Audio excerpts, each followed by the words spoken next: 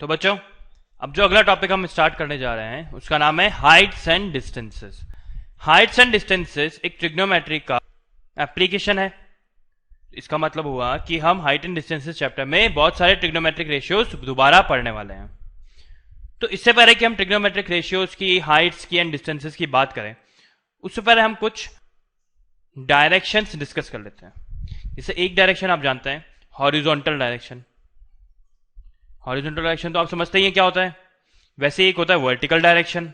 Vertical direction भी आप समझते हैं, जब आप सामने की तरफ देख रहे होते हैं या पीछे की तरफ देख रहे होते हैं तो उसे बोलते हैं आप हॉरिजॉन्टल डायरेक्शन। और जब आप छत की तरफ देख रहे होते हैं या फिर ग्राउंड की तरफ देख रहे होते हैं तो आप उसे बोलते हैं वर्टिकल डायरेक्शन।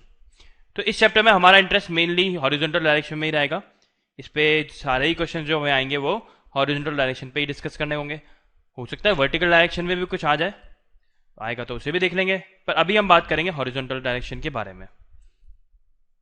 तो सपोज एक ये मोटा सा कोई आदमी है, ये खड़ा है, ये सामने की तरफ देख रहा है। तो ये सामने की तरफ देख रहा है, हॉरिजॉन्टल डायरेक्शन में देख रहा है। इसे हम क्या बोलते हैं? इसे बोलते हैं हम इसकी लाइन ऑफ साइट। तो अभी इस आदमी की लाइन ऑफ साइट क्या है? इस आदमी की लाइन ऑफ साइट है हॉरिजॉन्टल डायरेक्शन में। वैसे अगर आदमी ऊपर की तरफ दिख रहा होता, बिल्कुल छत की तरफ, तो क्या बोलते हैं? किस आदमी की लाइन ऑफ साइट है? वर्टिकल। वैसे अगर ये आदमी नीचे की तरफ देख रहा होता, ग्राउंड की तरफ, या अपने शूज की तरफ देख रहा होता, ये शायद अपने शूज तो नहीं देख पाएगा, इसकी टमी सामने आ जाएगी। तो अगर ये आदमी ग्राउंड की तरफ देख रहा होता तो इसकी लाइन ऑफ साइट क्या होती? उसकी लाइन ऑफ साइट फिर वर्टिकल हो जाती। अगर ये पीछे की तरफ देख रहा होता तो इसकी लाइन ऑफ साइट क्या होती? तो भी इसकी लाइन ऑफ साइट हॉरिजॉन्टल होती।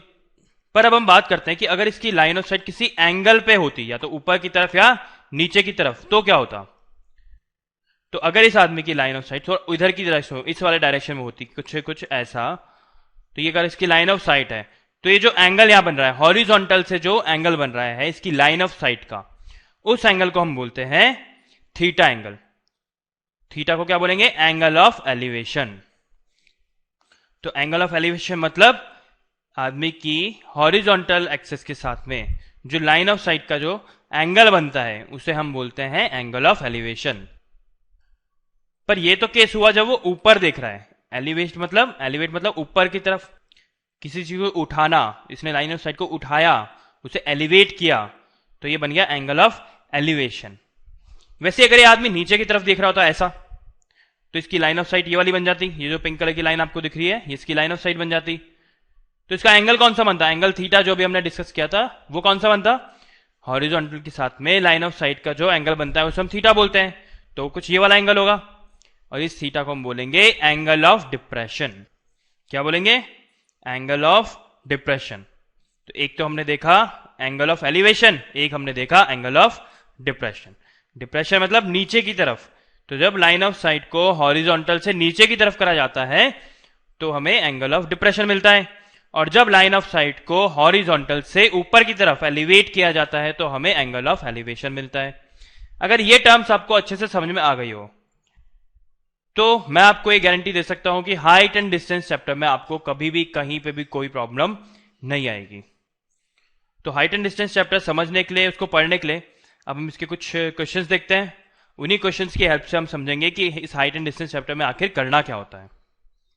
तो बच्चों चलिए अब हम स्टार्ट करते हैं हाइट एंड डिस्टेंस के क्वेश्चंस। तो देखिए, हाइट एंड डिस्टेंस के क्वेश्चन करना बहुत ही आसान काम है। इसमें हमें कुछ भी नहीं करना होता, बस सीधे सीधे क्वेश्चन पढ़ना होता है, और जैसे जैसे हम क्वेश्चन पढ़ेंगे वैसे वैसे हम डायग्राम ड्रॉ करेंगे। अगर हम ये प्रोसीजर फॉलो करते हैं तो हाइट एंड डिस्टेंस का कोई भी क्वेश्चन हम बड़ी ही आसानी से सॉल्व कर पाएंगे। तो देखिए, पहला क्वेश्चन है, जैसे यहां पे हमें दे रखा है a vertical pole stands on the level ground. तो यहां पे दो चीजें दे रखी है, एक तो लेवल ग्राउंड और एक वर्टिकल पोल। तो एक ग्राउंड बनेगा और उसके ऊपर एक पोल खड़ा होगा। तो चलिए इसको बना देते हैं। तो ये तो है हमारा लेवल ग्राउंड और ये है हमारा वर्टिकल पोल। तो ये वाली लाइन तो हमने पढ़ ली। फिर from a point on the ground 25 meter away from the foot of the pole. ये फुट ऑफ द पोल है, इससे 25 मीटर के डिस्टेंस पे कोई एक पॉइंट है।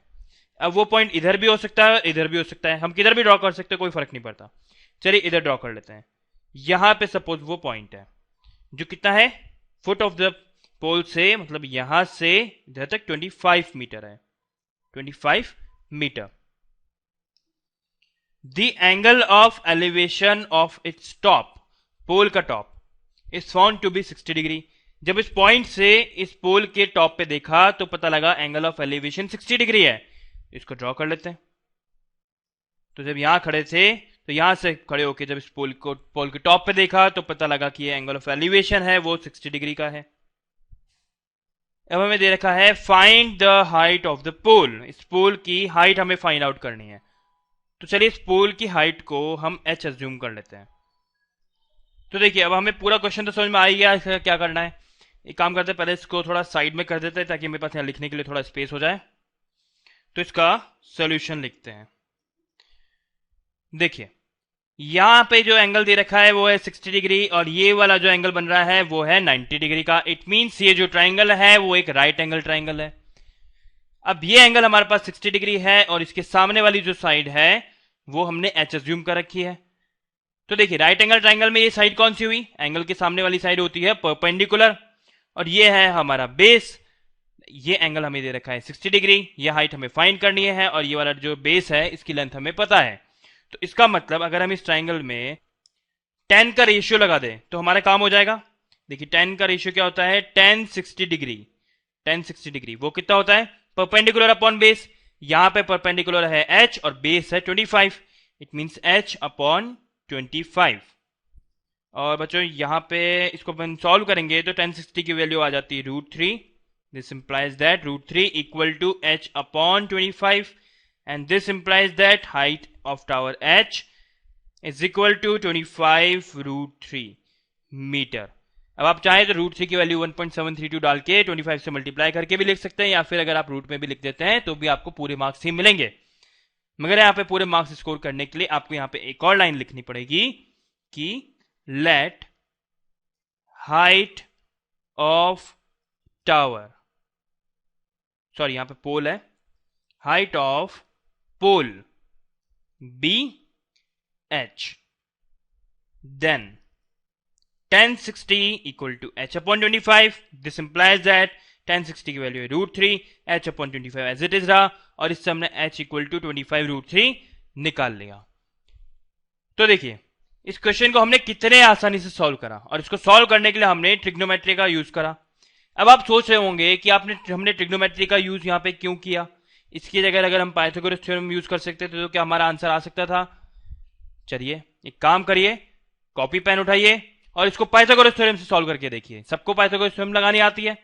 अगर आपका इसका आंसर निकल जाता है तो ठीक है, नहीं निकलता तो आपके पास इसको सॉल्व करने का सिर्फ यही तरीका है। तो चलिए नेक्स्ट क्वेश्चन देखते हैं। तो चलिए देखिए इस क्वेश्चन में हमें दे रखा है a person standing on the bank of river. तो चलिए इस तरह से जो हमने पढ़ा है इसको ड्रॉ कर लेते हैं। तो एक तो रिवर बनाते हैं।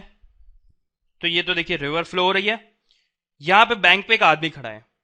सपोज ये है हमारा कोई आदमी जो रिवर के बैंक पे खड़ा हुआ है। अब आगे क्या दे रखा है, ये आदमी observes that the angle of elevation of the top of a tree standing on the opposite bank. इस रिवर के इस एक बैंक पे तो ये खड़ा है और इसके अपोजिट बैंक पे एक ट्री खड़ा है। तो चलिए यहाँ पे एक ट्री बनाते हैं पहले, फिर आगे बात करते हैं।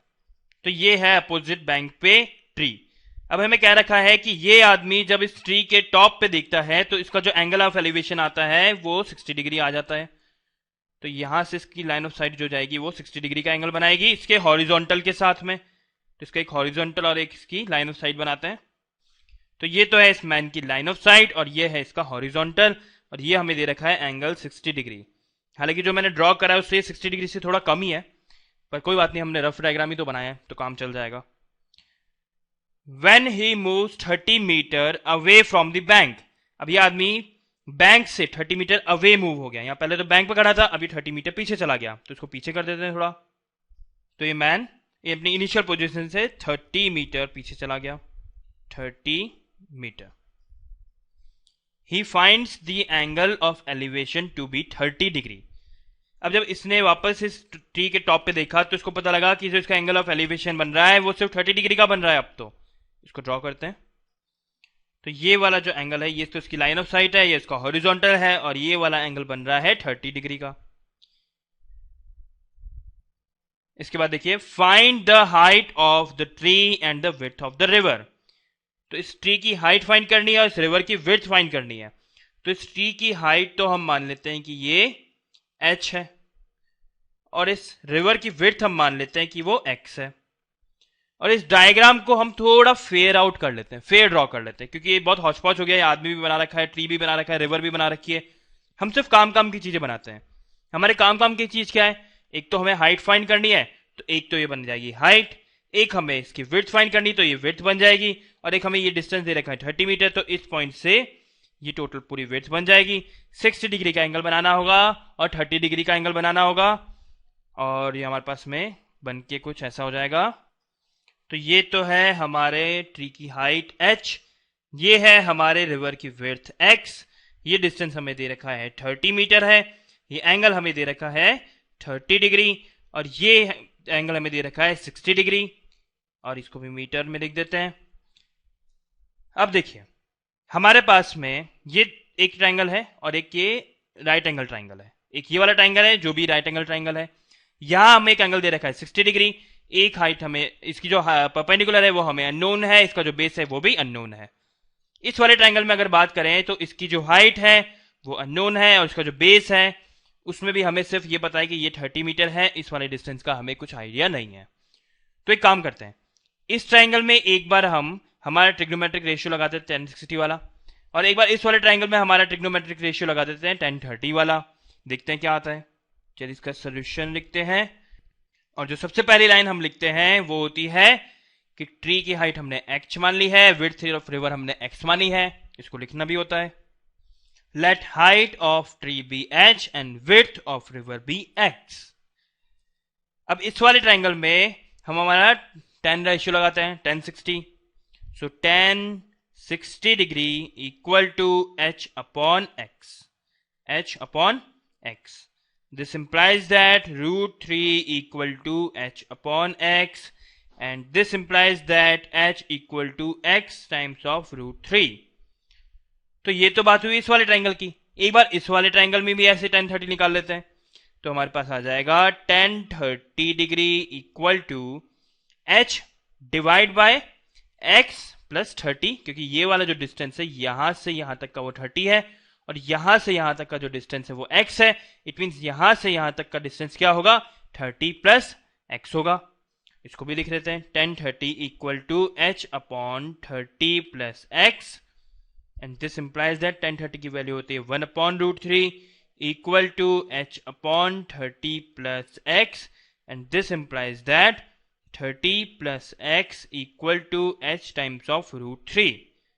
अब देखिए h की वैल्यू हम जान रहे हैं x रूट 3 होती है, तो इसको अगर हम यहां सब्स्टिट्यूट कर देते हैं तो हमारे पास ये जो इक्वेशन बन के आएगी वो सिर्फ x की टर्म्स में होगी। तो चलिए इसको लिखते हैं यहां पे, इसे तो नाम देते हैं इक्वेशन नंबर 1 और इसे नाम देते हैं इक्वेशन नंबर 2, और यहां पर हम लिखेंगे substituting value of h from equation 1 to equation 2।